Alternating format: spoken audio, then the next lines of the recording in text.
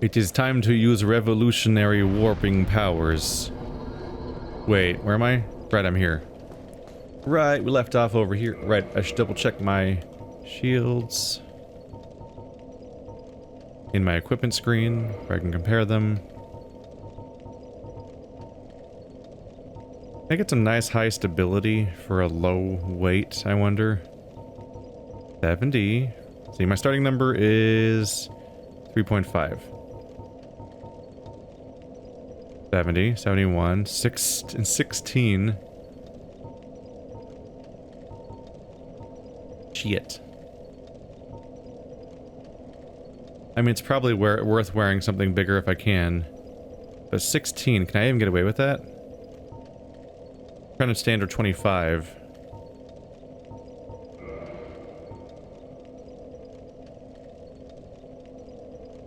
If I wore 16 with the Black Knight sword, I'd be at 24. So I'd have to wear 1 pound of clothes or less, which would be like just not wearing clothes. Gotta get that stability up. Alright, so not 16, so 6 then. That's a 70 stability. Compared to what was it again? 56. That's 14 more stability. That's not invalid.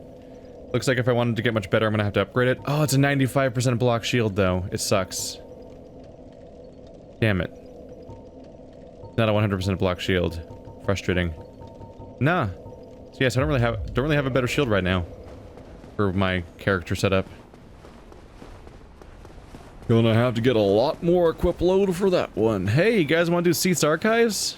I've just decided to do that next, I guess. Probably because it's next door. It's like right here. Why not? Let's just go right in here. Hey, buddy. Excuse me. Excuse me. Thank you. Bye-bye. Nice to meet you, sir. People are so friendly.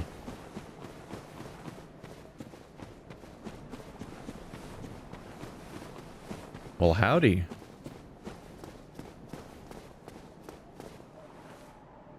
Oh.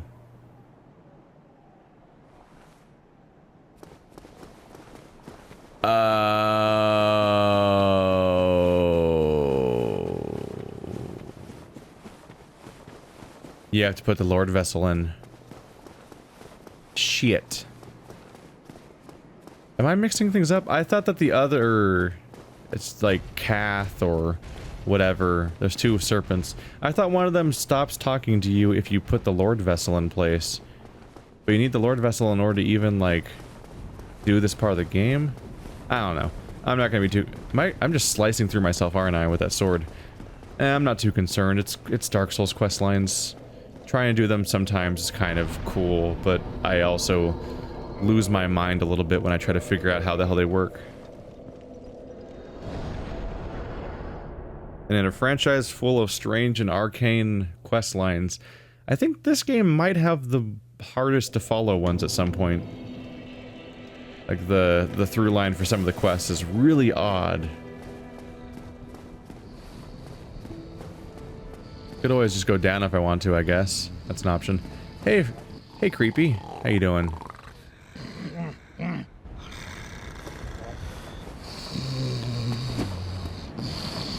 Hey, you. No, I'm fine. I'm fine. Well and wide awake. Do not treat me like an old withering snake. You ain't like that? Sorry for doing all the work, you fuck. Heavens! You have done it! You have retrieved the Lordvessel. After 1,000 years, it is you. It is really you.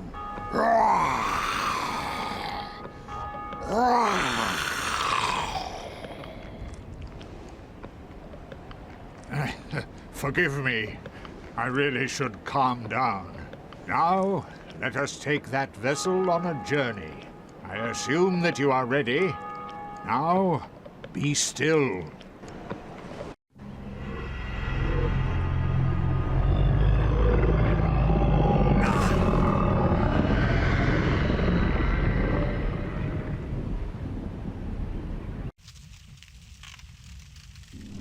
Roll credits.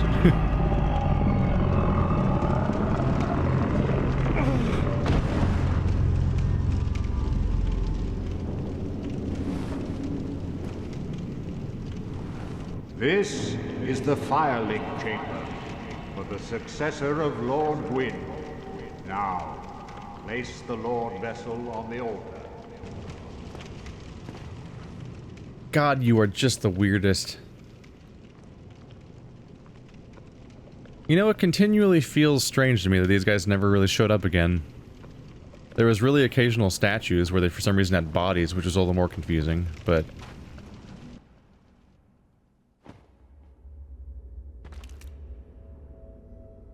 yeah, I just put that in my back pocket.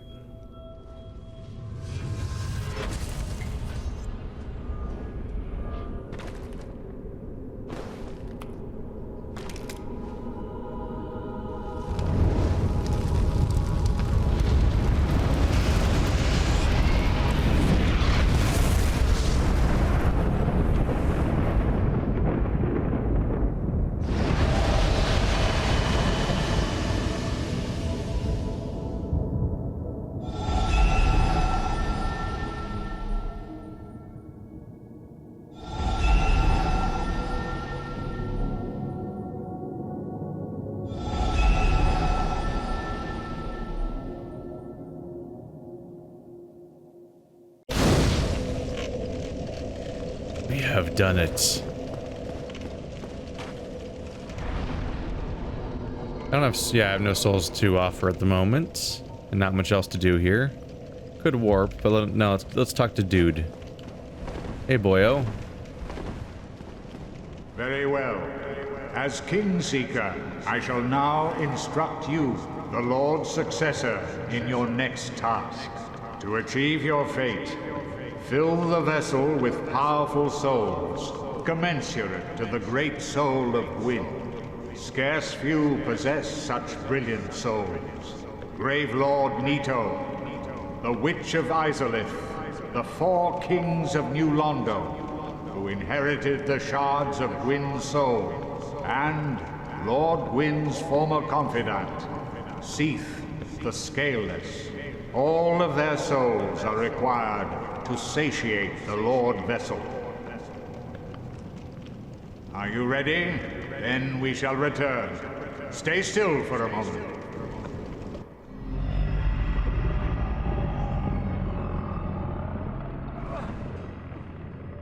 Get comfortable.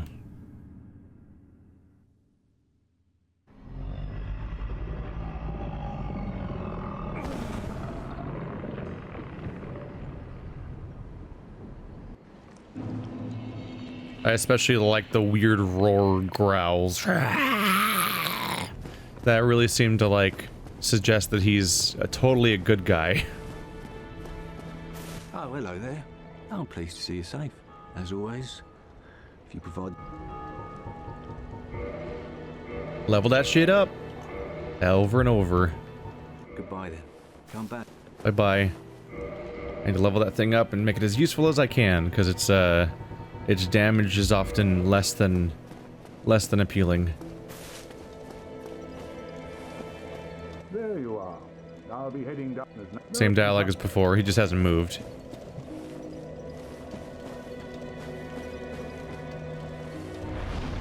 You know what? Let's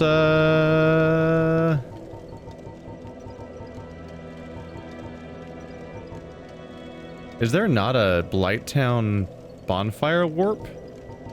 Weird. Weird. Not Chamber of the Princess. Daughter of Chaos. Screw it, let's do Demon Ruins. It's the last one I would ever do first. It's the one let's just rip this band-aid the fuck off, you know? Yeah. Gonna rip this band-aid right off. Maybe not immediately, we could go do... yeah, let's do Ash Lake. It's right here. Before I go into the Demon Rooms proper. Alright, a little stuck. Demon Ruins is probably one of the worst zones in the game. But in general, the game takes a huge dive in quality in its level design from this point up forward, actually. Like, people praise Dark Souls for its amazing interconnectivity and everything like that, but we're already past that point. In fact, that point pretty much ends the moment you enter Sen's Fortress. everything after Sen's Fortress is no longer really a continuous connected environment. Because Sen's Fortress involves a warp. You warp to Anor Londo. Then when you're in Anor Londo, the only real connected thing is Sen's Archive? Seath's Archive? The Duke's Archive, that's what they call it. Oh, we gotta put that ring on, or I'm gonna get in trouble. Hey, Havel. Gotta make sure I remove the right ring. There we go. Is the pyromancy vendor here yet? And perhaps more importantly, I guess I can't afford it even if they are here. But I should check anyway. Rock. They're not here. I always forget which spot they're in. I think they're right around here. But not yet. There's a lot of strange rules throughout this game. But yeah, people talk about being big fans of how connected the world is in this game, which is not wrong, but it's not consistently true.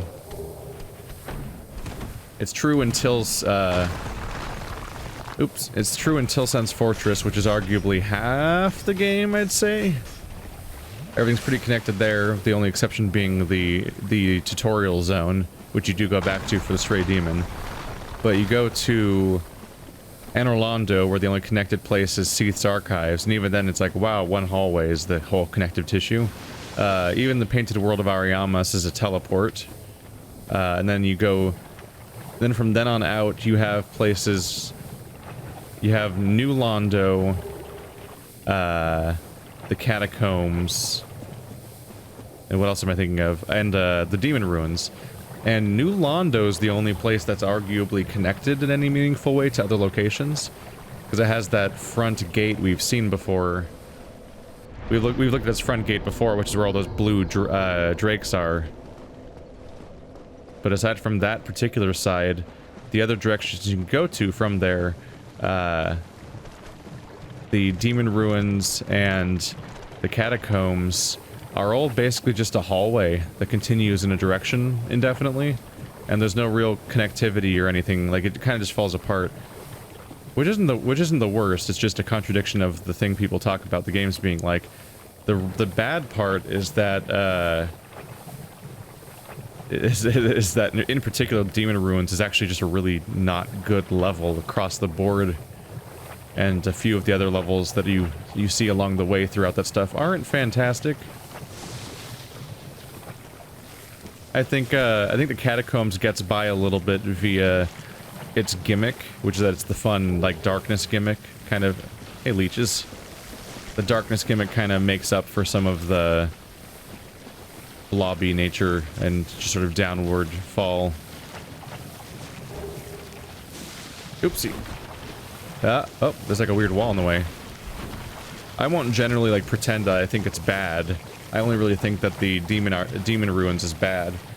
But I would say that most of the game is, from here on out, is about similar, or even below in some cases, a lot of the stuff you see in Dark Souls 2. And people just got really fond of saying that Dark Souls 2 was like this huge step back for the franchise in level design, when I find that this entire second half of the game, and much of Dark Souls 3 even, is pretty consistently Dark Souls 2 style levels. Boy, there's a lot of them after me right now.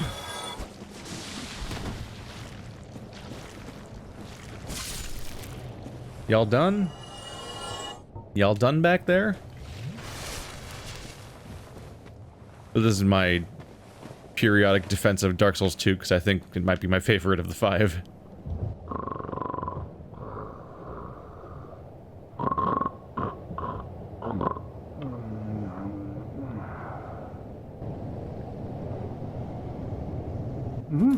Oh ho! Excuse me, I was so absorbed in thought I just drifted away. You see, I'm actually in a bit of a fix. I've made it this far, but I'm short on antidote moss for the trip back. By my knighthood, I'm ashamed to ask. but can you spare a few scraps of moss? Fantastic! Thank you. A saint you are. This Knight of Catarina expresses his deepest gratitude. I shall not forget this. Please, take this, a symbol of my appreciation. Well, our fates do seem entwined, don't they? Perhaps this, too, is the will of Lord Gwyn.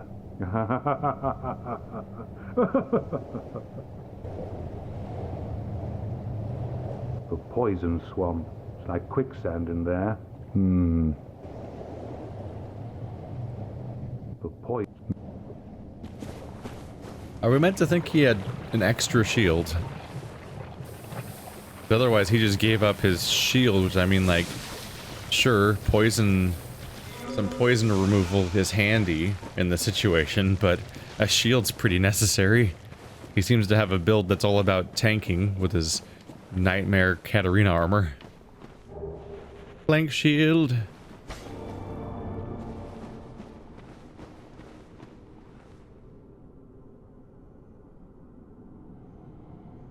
I think I remember you being safe. Yeah. Twin humanities. Boom, super secret hidden area. The Great Hollow. They just decided at some point that they'd like to do this kind of stuff, I guess. Really similar thing happened in Dark Souls 3, where they were just like, what if we just had a whole bunch of secret walls in a row, all leading to one secret zone? Whoa, what died? Well, let's put a bunch of secret walls all in a row and just make a secret zone that people are not likely to ever find. I'd be curious to see what percentage of players... It's unmeasurable and unknowable, and a lot of people that even did it one way or another will misremember anyway. But it'd be interesting to know what percentage of players found this naturally versus found it via outside information. I don't even know what my answer is. Oh, there goes the lizard. Bye. I don't even know how to get there. Huh. I might not be very completionist about this particular tree. I kind of want to not be here. I would like to just get to the bottom if I can, before I incur several falling deaths on myself.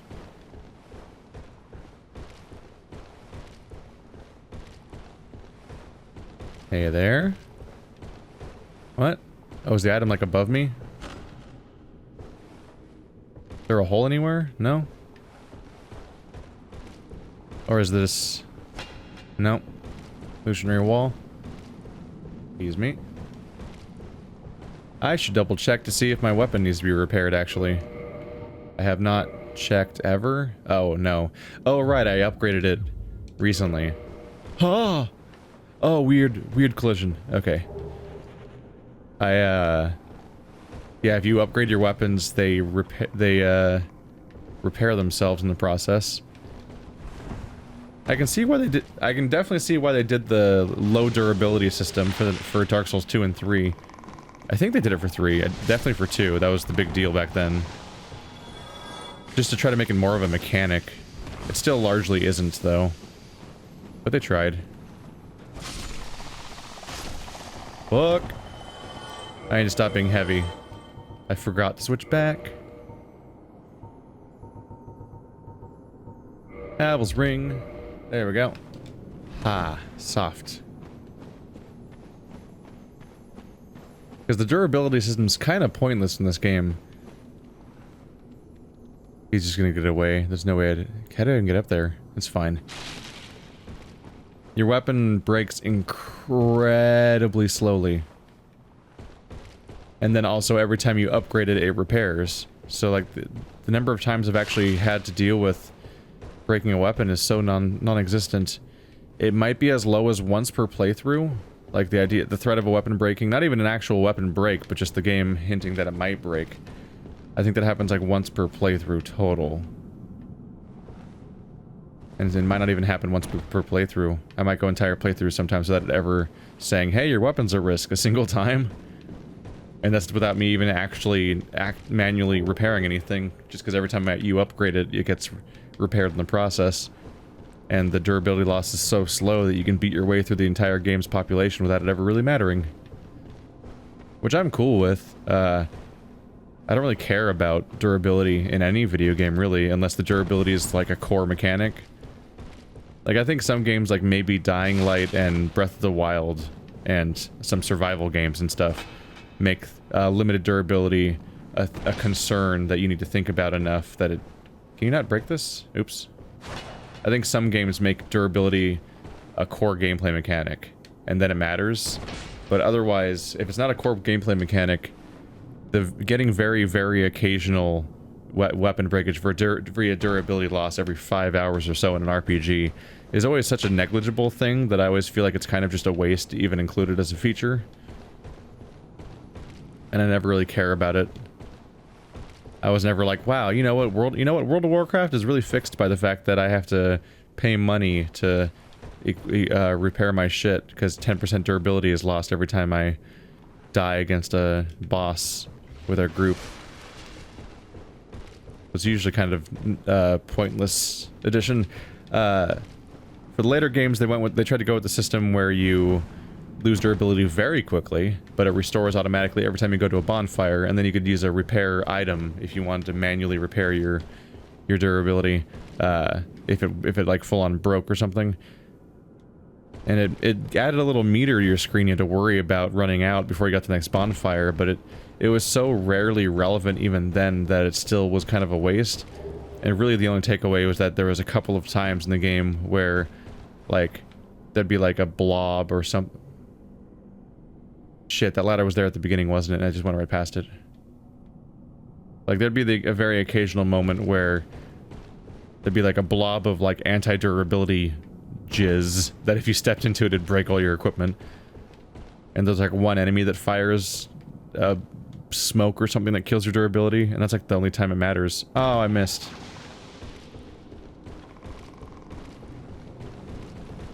Oh, he's not alive.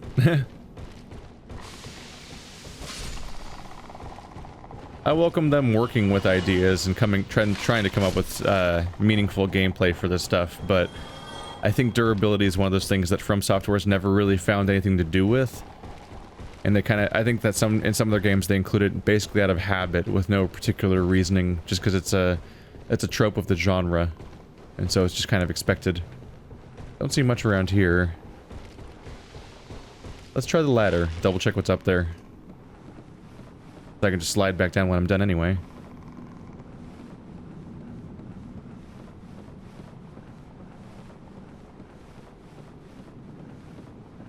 What's up here? This goes even higher. I'm gonna feel really silly if this just takes me right to the bonfire and I had the ability to just slide down the whole time and didn't have to climb any of that.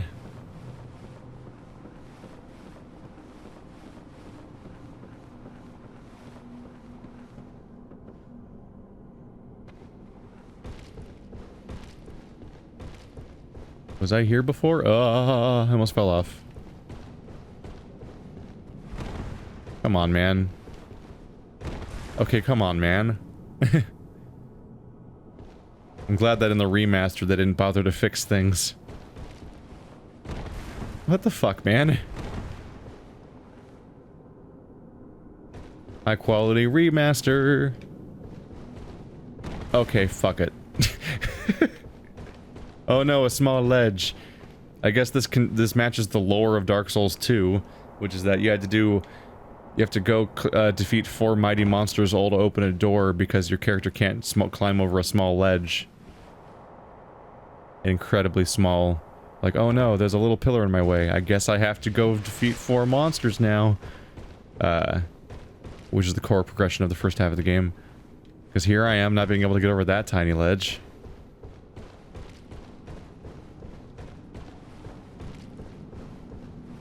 That's just a debilitating problem that Dark Souls protagonists have. Hi? Was that me sliding directly on top of it? Yeah, that was me, like, sliding down towards him, wasn't it? Die, weird shit monsters. Yeah. Yeah. Nice to know you, buddy. More. They cannot be allowed to live. The cursors. I have been cursed before. I think only once ever. And it's not a happy time. Maybe more than once. I've only been cursed once, I think, by those guys. I think there's other sources of curse in this game that might have hit me before. But for those who don't know, when you're cursed, there might be other effects too, but the primary one that comes to mind is that, first of all, when you get cursed, you instantly die. So it is a form of dying in anyway. But when you come back, you have half health. It's I believe, the only use of the reduced health mechanic in Dark Souls. In Demon Souls, whenever you're in soul form, which is that game's equivalent of being in hollow form, you're always at half health. You have to wear a special ring. Oops. You have to wear a special ring to get yourself up to 75% health, and I believe your world or character tendency can affect your health a bit. Oh, one of them fell down here. You see all the shadows going through the various platforms because the shadows don't register when something's already interrupted the sequence. There we go. Who makes a death whistle? Yes, you do. Then I believe in Dark Souls 2, you lost 10% of your health every time you died until you used a human effigy? I think it was an effigy in that game. They keep changing whatever the humanity of each game is. In Demon Souls, it's the Stone of Ephemeral Eyes. In Dark Souls, it's a humanity. Oopsie. In Dark Souls 2, it's a human effigy. And Dark Souls 3, it's an ember. And in in Bloodborne, you just exist. There is no special thing. Boy, there sure are a lot of giant punchy men. Wouldn't want to get punched by the punchy men. Somebody doesn't want their children to die. Oh. Cry about it. Ow, that was not a lot of damage and a very slow charge-up attack. Woohoo! Look at that knockback. That's great. You alright? Was it something I said?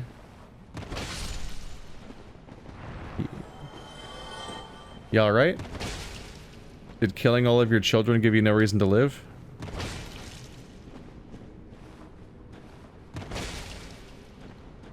Huh. Huh. Howdy. This is where they're gonna be like, psych! Like, it was all a ploy! And they just punch me in the face. No. This would be a weird ploy, considering I killed all of them. Yeah! Ragdoll! Wee! Oh, I love how everything's just weightless the moment that it's dead. Oh, Havoc Engine. You tried. What was the Havoc Engine even made for? It was like some shooter that no one ever cared about, right? It actually might have been called Havoc. I think there's some shooter it was originally made for. I could be imagining that. I might just be associating it with a series of mid-2000s, like Xbox 360 games that were all like shooters that ran on the Havoc engine. Or other consoles. I think Time Shift was a Havoc game. Or like that one game where you played as a guy with a golden mask. I think that was a Havoc game. I never played that game, but I think its plot might be spoiled by its box art. It's a guy, the cover shows the guy's gold mask and one of the eyes is broken open, I think. It's like, oh no, he can see past the mask, and I bet the mask was projecting one reality, like the one that's conditioning you to think that everything's bad and whatever you're fighting is you being justified. But then the mask gets broken and he can see the real reality, and he realizes that actually he's been just tricked into fighting things he shouldn't fight. That's probably what that game is about. I'm just guessing. It's like there's an episode of Black Mirror that does that. Hey, buddy. No, no, no, no, no, no, no, no, no, no, no, no. Ow, that didn't hit me at all, you liar. You liar. You lied. Oh, Cliffy Cliff. Oh, no.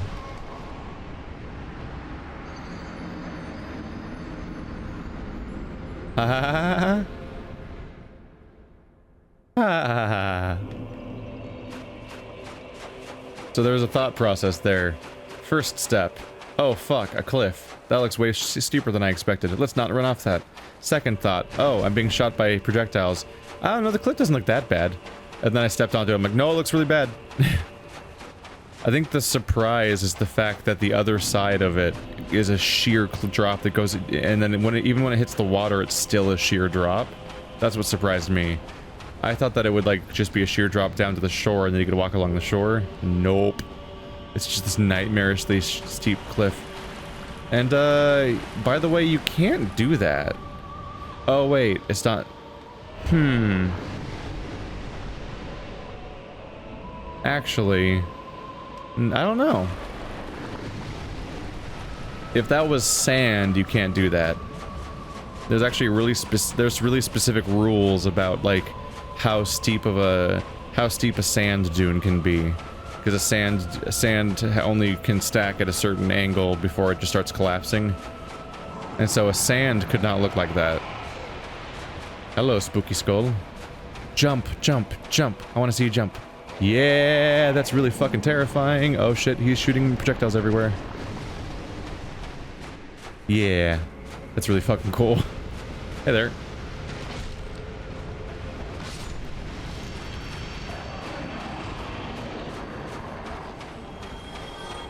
You make so much more sense as an enemy here than you do in Darkroot Garden. Somebody took a lot of damage from Dickhead trying to kill you. Owie! Owie! Combo. Back up, back up. Oh! You got him. I don't even get a pearl. With the way they're full of skulls, I wonder if they drop a purging stone. I'll kind of expect them to drop a purging stone. Look at him go. God, you are a weird ass, like, Godzilla motherfucker. His animation for flying through the sky is hilarious. He moves so slow. Or he looks like he's moving so slow. He looks like he's being carried on wires. It's such a doofy animation that I can only assume that it's an intentional homage to, like, Godzilla movies and stuff like that. Where somebody would so awkwardly float through the air like that. All those scenes where Godzilla's gonna do like a flying kick at an enemy, and they awkwardly float through the air, not really moving very much because they're just some poor guy in a rubber suit being carried through the air on a bunch of wires. You gonna come back over?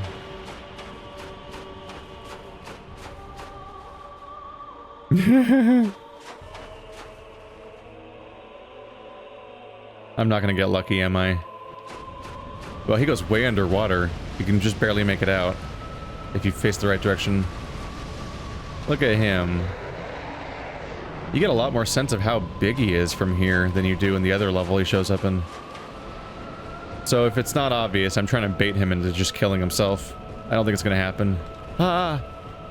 Camera did weird. But if you want to see that, check out the Ash Lake part of my playthrough with Andrew, and you'll see that guy just spontaneously die. There's a rare glitch where he'll just die, and it's neat.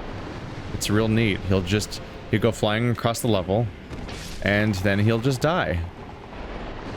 Just a weird bug or something.